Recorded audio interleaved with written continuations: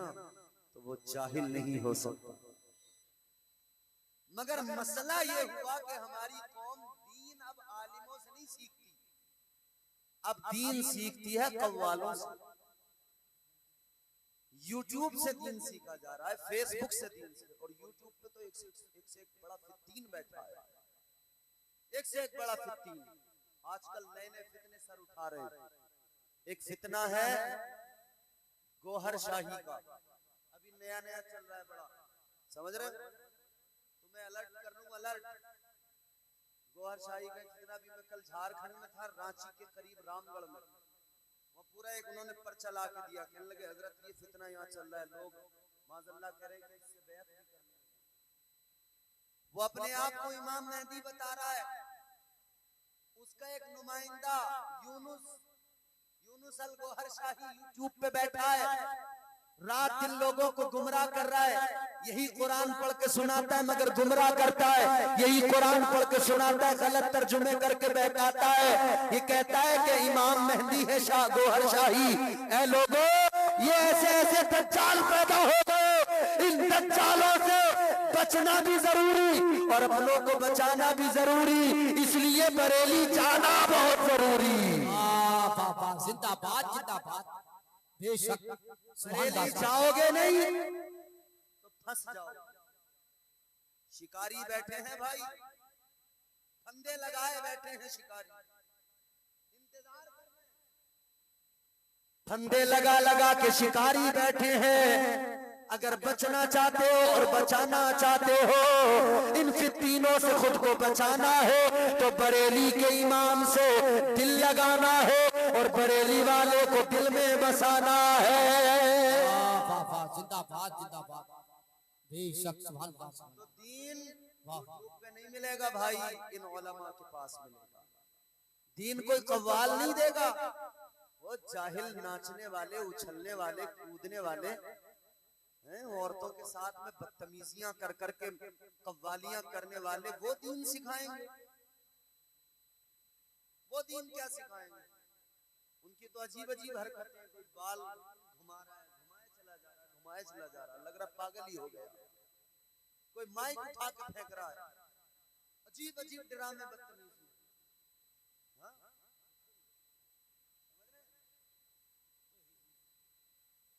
ये बदतमीज, ये जाहिल तुम्हें दीन नहीं दे सकते।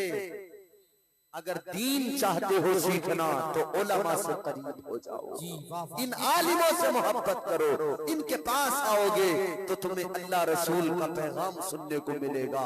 अल्लाह ताला के अहकामात क्या है वो समझ में आएंगे, अल्लाह के रसूल की रजा किस में है वो काम समझ में आएगा। याद रखना मेरे अजीजों,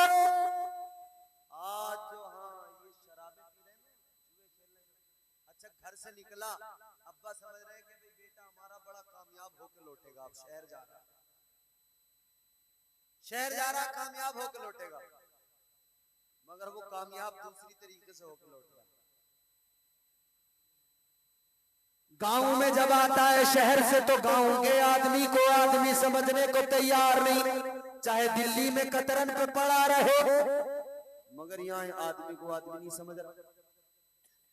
और वहां से क्या, नशा, जुआ, शराब, ये सब चीजें। तो अपने बच्चों को बचाना है, अपने आप को बचाना है। तो लोगों अब गौर करो, वो रब तो इतना प्यार करे कि कभी तन्हा न छोड़े, और बंदा उसकी नाफरमानियां करता चला जाए, नाफरमानियां करता चला जाए। अब सुनो आखिरी बात मैं अर्ज कर रहा हूं। कब्र में जाना है, कब्र में भी अल्लाह ने तन्हा नहीं छोड़ा। अच्छा, कब्र एक छोटी सी जगह, या बड़े बड़े तुमने घर बना लिए, बड़े बड़े महल बना लिए, एयर कंडीशन मकानात, मगर कभी कभी एक लम्हे के लिए यूं सीने पे हाथ रख के सोचा करो कि मुझे कब्र में जाना है, मरना है आखिर मुझे, चाहे जो कर लो दुनिया में, लेकिन मरना जरूर है। आओ मेरे अजीजों, समझो कब्र क्या है। तुम्हें मुस्तफा का फरमान सुनाता हूँ। ताजदारे मदीना वाली कौनैन सल्लल्लाहु ताला अलैहि वसल्लम ने फरमाया, नेक आदमी हो, परहेजगार इंसान हो, या फिर कोई गुनहगार हो, जो भी कब्र में जाता है कब्र हर किसी को दबाती है।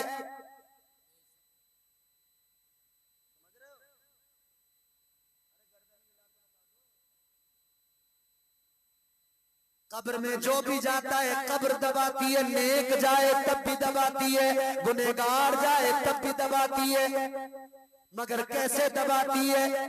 ताजदारे मदीना ने फरमाया जब गुनहगार कब्र में जाता है, जब अल्लाह का नाफरमान कब्र में जाता है, कब्र कैसे दबाती है? मेरे आका ने फरमाया इस तरह से कब्र दबाती है। आका ने हाथ के इशारे से समझाया, इधर की पसलियां इधर वाली पसलियों के अंदर चली जाती है, इधर की पसलियां इधर वालियों में, पसलियों के टूटने की आवाज आती है, हड्डियों के चटकने की आवाज आती है।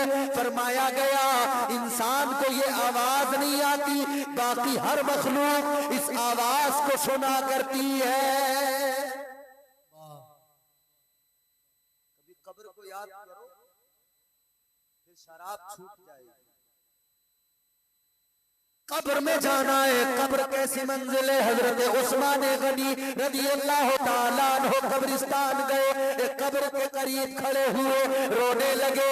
इतना रोए कि दाढ़ी मुबारक आंसुओं से तर हो गई। किसी ने कहा आप क्यों रो रहे हैं? आपको तो अल्लाह के नबी ने जन्नती कह दिया है।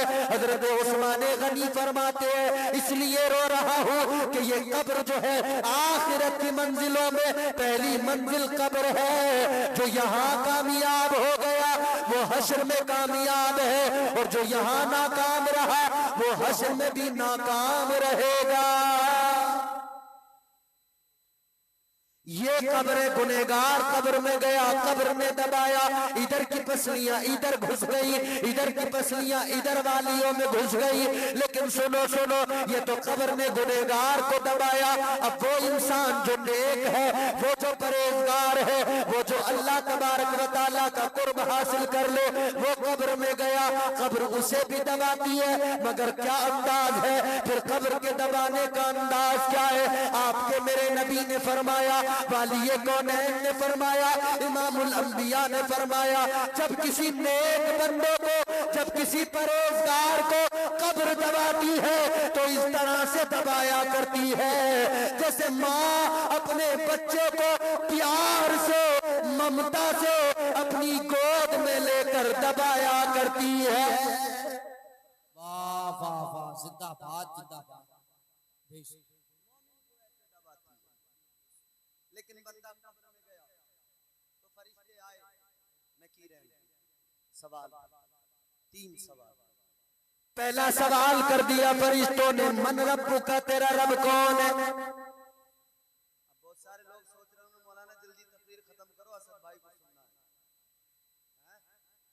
मगर जब तक मुझे नहीं सुनोगे मजाल है मैं हट जाऊं यहाँ से। इन्हें सुनना है तो पहले हमें सुनो, और अगर सलीके से अब देखो ये आखिरी लम्हात है, अब तुम्हारा इम्तिहान लूंगा।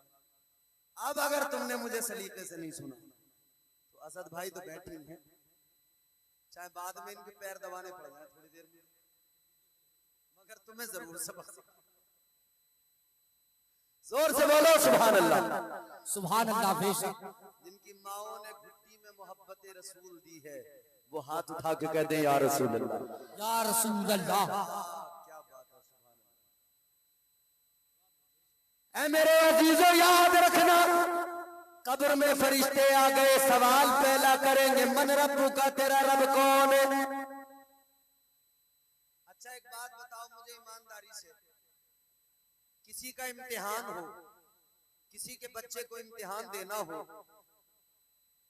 तो वो महीनों से इम्तिहान की तैयारी में लग जाता है।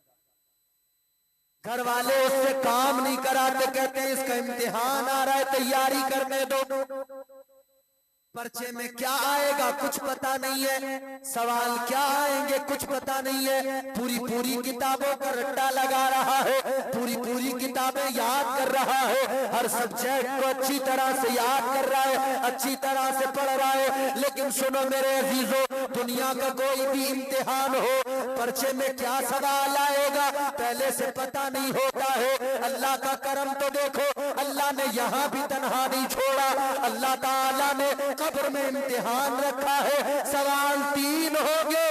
अल्लाह ने पर्चा भी पहले ही आउट कर दिया, पहले ही बता दिया। मेरे बंदो, ज्यादा तैयारी करने की जरूरत नहीं, परेशान होने की जरूरत नहीं, बस 3 सवाल है, इनके जवाब याद कर लो और बस इतनी सी तैयारी करके कब्र में चले आओ।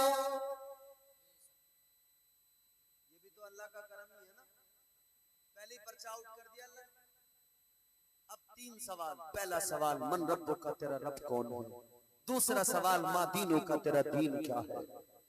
अब अगर बंदा अल्लाह ताला से मोहब्बत और उसके महबूब से मोहब्बत करता रहा है तो वो कब्र में फौरन जवाब देगा रब्बी अल्लाह, मेरा रब अल्लाह है। दूसरे सवाल का जवाब देगा दीनी अल इस्लाम, मेरा दीन इस्लाम है। अल्लाह तबारक व तआला ने यहाँ भी फजल फरमाया, पहले से बता दिया, तन्हा नहीं छोड़ा, पहले से बता दिया कि ये तैयारी करनी है। मगर तीसरा सवाल, अब और ज्यादा रब की मोहब्बत देखो। हिजाब हटेंगे, पर्दे हटेंगे, एक चेहरा सामने होगा और सवाल किया जाएगा मा कुन्ता तक़ूलू फी हक़्क़ि हाज़िहि रजुल, फरमाया जाएगा बता इनके बारे में क्या ख्याल लगता था।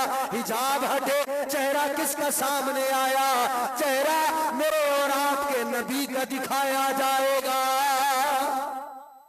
कब्र के अंदर दीदार मुस्तफा का कराया जाएगा, दीदार आका का कराया जाएगा।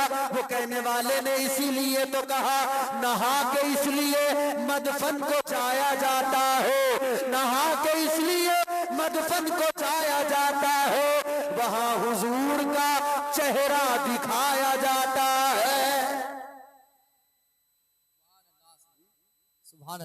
तो कब्र में भी अल्लाह ने तन्हा नहीं छोड़ा। अगर दुनिया में आका से मोहब्बत की, अगर दुनिया में आका से प्यार किया, बंदा देखेगा मचल उठेगा, बंदा देखेगा तड़प उठेगा और मचल के कहेगा ये तो मेरे आका है, ये तो मेरे मौला है, ये तो मेरे मलजा है, ये तो मेरे दाता है, ये कायनात के वाली है, ये इमामुल अंबिया है। अल्लाहु अकबर कबीरा।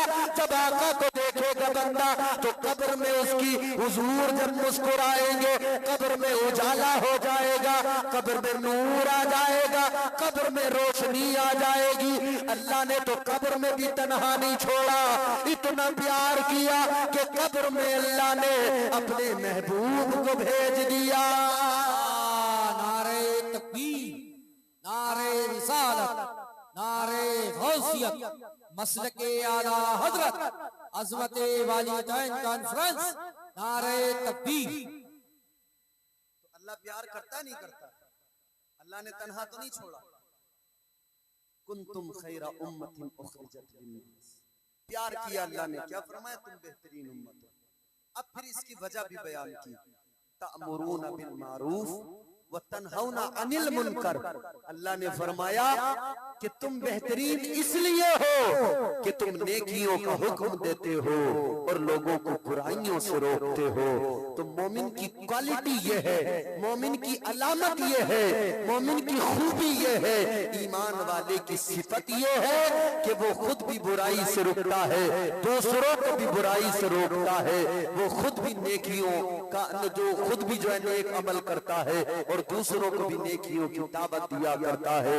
मेरे अजीजों, जिंदगी का किस्सा इतना सा है, इस फलसफे को समझ लो। अल्लाह बड़ा प्यार करता है, अल्लाह बहुत मोहब्बत करता है, अल्लाह बड़ा बड़ा करम करने वाला है। उसने तो कुरान में फरमा दिया या अय्युहल इंसानु मा गर्रा करीम, ऐ मेरे भटके हुए गाफिल बंदे अपने रब की बारगाह में आजा, आकर देख जरा तेरा रब तुझसे कितनी मोहब्बत करता है, तेरा रब तुझसे कितना प्यार करता है। रब से मोहब्बत करो। एक हुक्म और फरमाइश कमेटी वालों ने की थी 5 मिनट में पूरी होगी और उससे भी कम में पूरी करने की कोशिश करेंगे। अब जरा आप इस फरमाइश को मैं पूरा कर रहा हूँ। ये हुर्फ जो मुझे कमेटी की जानिब से मिला था और भी दीगर नौजवानों ने जिन्होंने पहले भी मुझे सुना है उन्होंने भी कहा, वो मैं 4-5 मिनट की एक नज्म आपको सुनाया देता हूँ। सुनेंगे इंशाअल्लाह? जोर से बोले, सुनेंगे इंशाअल्लाह? वो नज्म है मौला अली की अजमत, मौला अली की फजाइल व मनाक़िब। मैं इंशाअल्लाह आपकी खिदमत में रख रहा हूँ। हुक्म पूरा करो, तकरीर मेरी हो गई है। जरा हाथ उठा के मोहब्बत के साथ, पूरी बेदारी के साथ मौला अली को पुकारे और कहे या अली।